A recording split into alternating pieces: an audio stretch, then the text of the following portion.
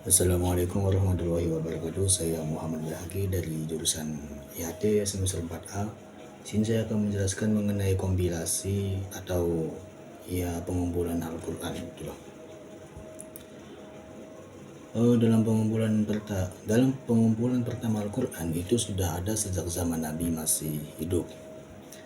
Hal ini didasarkan pada riwayat Nabi yang yang mengharamkan sahabatnya untuk tidak menulis apapun dari beliau kecuali Al-Quran.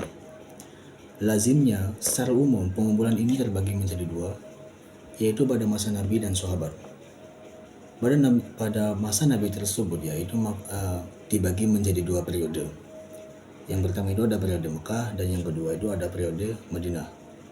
Pada periode Mekah ini metode pengumpulannya dengan menitik beratkan hafalan terhadap sahabat-sahabat Nabi. Karena seperti yang sudah diketahui mungkin bahwa orang Arab pada saat itu dijuluki sebagai ummiyin, buta huruf, yaitu dengan cara setelah metode penghafalannya atau pengumpulan Al-Quran pada periode Makkah ini itu dengan cara setelah Nabi menerima wahyu lalu beliau menyampaikannya kepada pengikutnya yang kemudian para sahabat tadi yang suruh ngapalin itu kemudian menghafalkannya.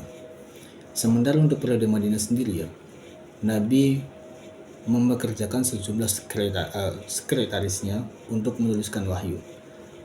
Dalam riwayat disebutkan bahwa Nabi menitahkan sekretarisnya menempatkan bagian Al-Quran yang baru diwahyukan pada posisi tertentu dalam rangkaian wahyu terdahulu atau surat tertentu. Hingga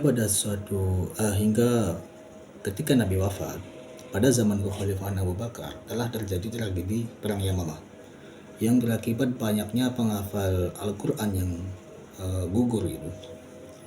Karena sebuah tragedi yang tidak menyenangkan ini dan ditambah pada zaman Nabi bentuk tulisan Al-Quran belum terkumpul menjadi satu Awalnya Umar itu mengusulkan kepada Abu Bakar. Terus awal-awal Abu Bakar itu nolak gitu. Awalnya Abu Bakar menolak, tetapi akhirnya menerima juga usulan tersebut dengan mengurus Zaid sebagai panitia dalam pengumpulan wahyu tersebut. Alasan Abu Bakar itu menolak itu sebabnya pekerjaan ini itu belum pernah dilakukan oleh Nabi gitu. Tapi karena Umar itu mendesak bahwa itu tuh sebuah kebaikan loh. Akhirnya udah gak apa-apa. Nah, adapun untuk Adapun untuk instruksi pengumpulannya itu di bawah instruksi Abu Bakar dengan memainkan hukum persaksian minimal 2 orang saksi yang hadir dan telah menulis ayat di hadapan Nabi Muhammad.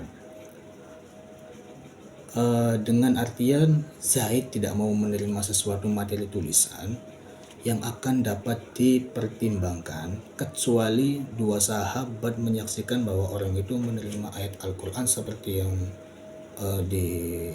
diperdengarkan oleh Nabi sendiri. Jika menelaah dari penjelasan tersebut ada satu pertanyaan. Mengapa kala itu Abu Bakar menunjuk Zaid sebagai panitia pengumpulan Al-Quran yang statusnya sebagai orang Ansor dan bisa dikatakan orang yang masuk ke Islamnya itu ibaratkan belakangan itu yang mana nanti mungkin akan diteruskan di video berikutnya. Mungkin ini setelah tugas terselesaikan pengumpulan Al-Quran disimpan dalam arsip kenegaraan di bawah pengawasan Abu Bakar. Kontribusinya seperti yang dapat disimpulkan adalah penyatuan fragmentasi Al-Quran dari sumber pertama, kemudian ia menjelajah ke seluruh kota Madinah dan menyusunnya untuk transkripsi penulisan ke dalam satu jilid besar. Kompilasi ini disebut dengan istilah suhuf. Dinamakan suhuf karena tampaknya ukuran kepingan kertas yang digunakan untuk menulis Al-Quran tidak sama sehingga menjadikan tumpukan kertas itu tidak tersusun rapi. Sebagaimana kesimpulan, segala upaya Zaid adalah penyusunan semua surah dan ayat secara tepat. Dan kemungkinan besar sebagai seorang putra Madinah dia menggunakan skrip dan ejaan Madinah yang umum atau konvensional. Hanya 15 tahun kemudian, saat Khalifah Utsman berupaya mengirim naskah-naskah Al-Quran ke berbagai wilayah kekuasaan umat Islam dari hasil kemenangan militer telah memperkuat tersedianya kertas kulit bermutu tinggi, dan ia mampu memproduksi kitab Al-Quran dalam ukuran kertas yang sama, yang kemudian lebih dikenal sebagai mushaf. Demikian penuturan singkat saya mengenai kompilasi Al-Quran. Kurang-kurangnya mohon maaf. Assalamualaikum warahmatullahi wabarakatuh.